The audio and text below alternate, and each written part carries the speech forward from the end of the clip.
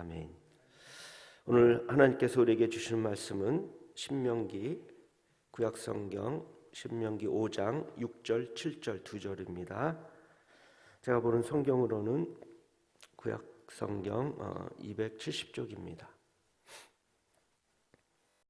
신명기 1절.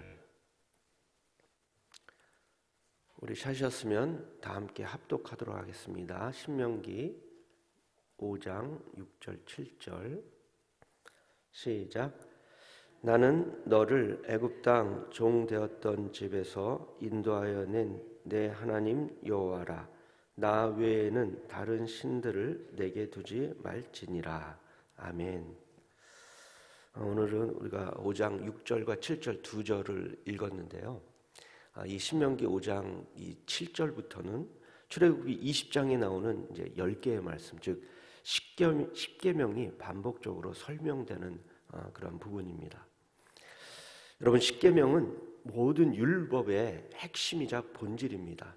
그리고 단순한 율법이 아니라 하나님의 언약입니다. 다시 말해서 10계명은 외형적인 면으로 볼 때는 계명이고 또 율법이지만 그 내면을 들여다보면 하나님의 약속이 깃들어 있는 언약의 말씀입니다. 그래서 10계명을 담은 이 법궤를 언약궤라고 부르기도 하고요. 또 그것을 기록한 책을 언약서라고 부르기도 합니다. 10계명의 특징은 아주 간단 명료하면서도 그 내용이 풍부하며 또 종교와 윤리가 철저히 이렇게 조화롭게 되어 있습니다. 또한 10계명은 그 시대의 이스라엘 백성들을 통해서 오고 오는 이 세대의 모든 사람들에게 선포하신 것으로 인간이 준수해야 할 아주 근본적인 계명입니다. 이 10계명은 이제 어디에 기록이 되었냐면 두 돌판에 기록이 되었는데요.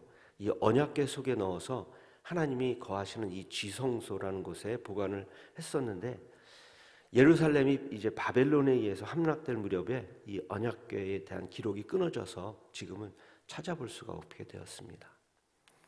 오늘 말씀은 이제 10계명 중에서 제1계명인데 우리 성도들이 영원히 간직해야 할 이 10계명의 신적 기원 또 그 의의 또 목적에 대해서 살펴보고 하나님께서 주신 은혜를 같이 받도록 하겠습니다. 먼저 10계명은 구속주이신 하나님께서 주신 것입니다. 하나님께서는 10계명을 내리시기 전에 이스라엘 백성들에게 애굽에서의 이 종살이를 기억하게 하셨습니다. 우리 6절 말씀을 다시 한번 합독하도록 하겠습니다. 시작. 나는 너를 애굽 땅 종 되었던 집에서 인도하여 낸 내 하나님 여호와라. 아멘. 여러분, 하나님께서는 이제 자신을 이스라엘 백성들을 이 애굽의 종살이에서 구해낸 구속주 하나님이라고 말씀하고 있습니다. 이것은 10계명이 구속자 되신 하나님께서 이제 구속받은 이스라엘에게 요구하시는 의무임을 밝히는 것입니다.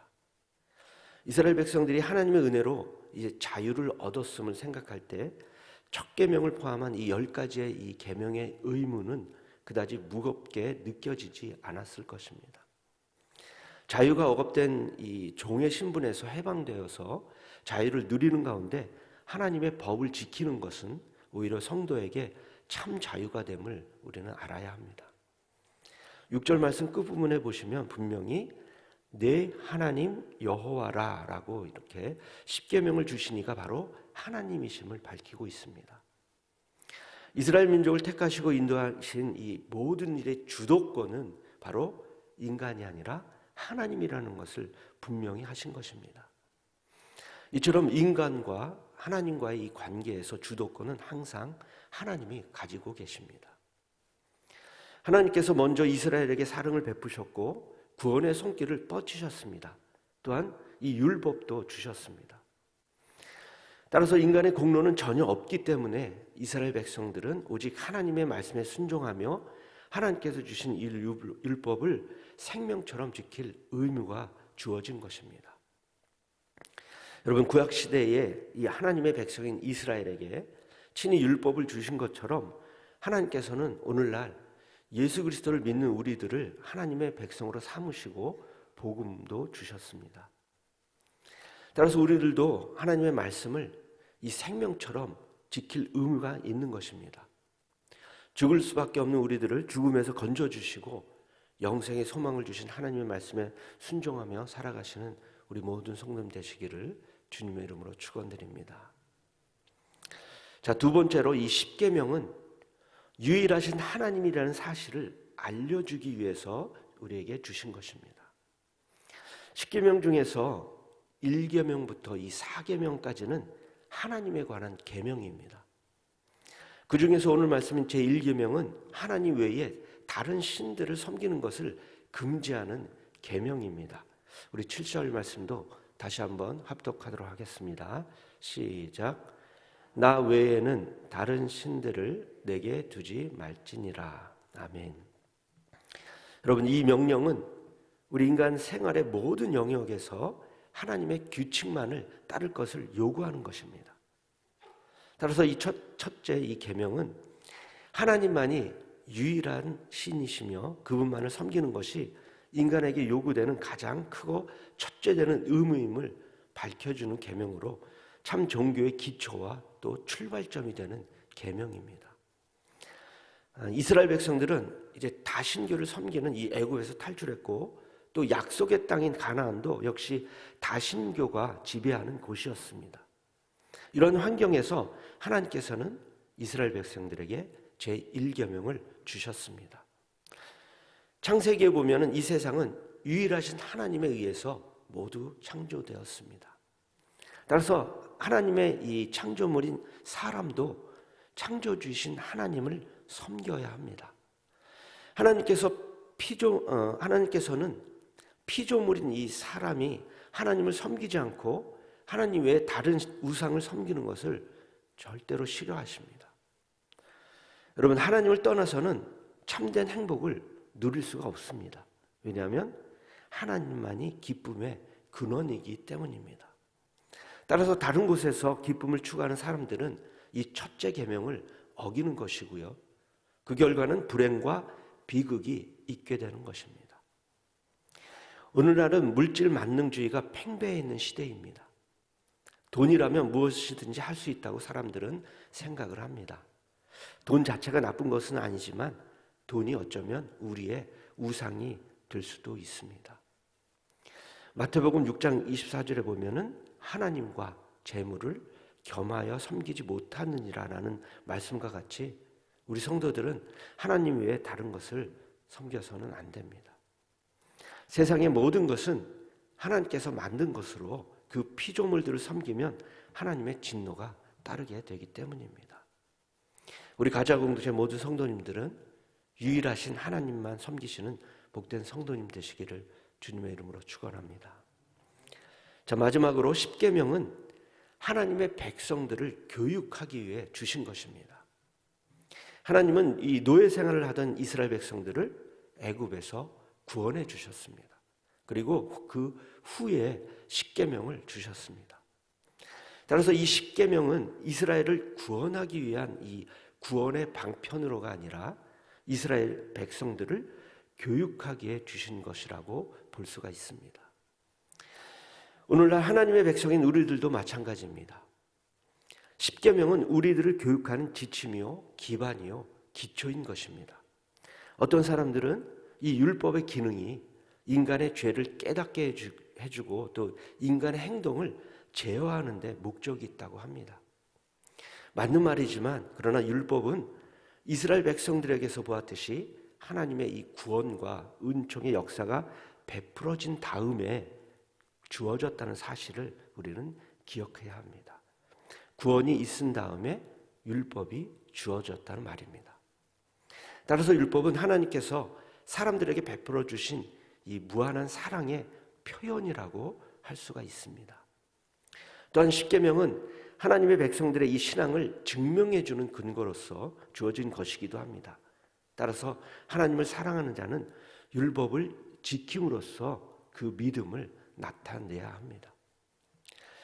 여러분, 죄의 종이었던 우리를 자유케 해주신 하나님의 은혜에 감사하고 또 하나님의 거룩한 백성으로 성장하기 위해서 우리는 하나님의 율법을 꼭 지키는데 힘써야 합니다. 하나님의 말씀을 잘 지키시는 우리 성도님 되시기를 축원합니다. 이제 말씀을 마치겠습니다. 십계명은 하나님께서 모세에게 두 돌판에 기록하셔서 주신 말씀입니다. 그리고 오늘 우리들에게도 주신 말씀이기도 합니다. 따라서 십계명은 이 시대를 초월해서 모든 성도의 이 신앙 생활에 있어서 좌표가 되는 말씀입니다. 그 중에 오늘 제1계명 나 외에는 다른 신들을 섬기지 말지니라는 이 명령입니다. 이 명령은 신앙생활의 기초이며 또 성숙한 신앙으로 도약할 수 있는 발판이 됩니다. 왜냐하면 십계명 중 이 첫째 계명은 오직 하나님만이 유일하신 창조주이심을 우리에게 말해주고 있기 때문입니다. 여러분, 하나님 외에 모든 존재하는 것은 하나님께서 만드신 피조물입니다. 따라서 우리가 숭배할 대상은 하나님 외에는 아무것도 없습니다. 또한 하나님 외에 두려워할 대상도 찬양할 대상도 없고요. 우리를 구원하실 분도 죄인에게 자비를 베푸실 분도 하나님 외에는 아무것도 없음을 믿으시기 바랍니다. 오직 유일한 하나님만을 잘 섬기셔서 하나님께서 예배해 놓으신 크신 은혜와 복을 누리시며 살아가는 우리 모든 가자공동체 식구들 다 되시기를 주님의 이름으로 축원합니다. 기도하겠습니다. 하나님, 우리들에게 십계명의 의의와 목적에 대해서 다시 한번 깨닫게 해주시니 감사를 드립니다.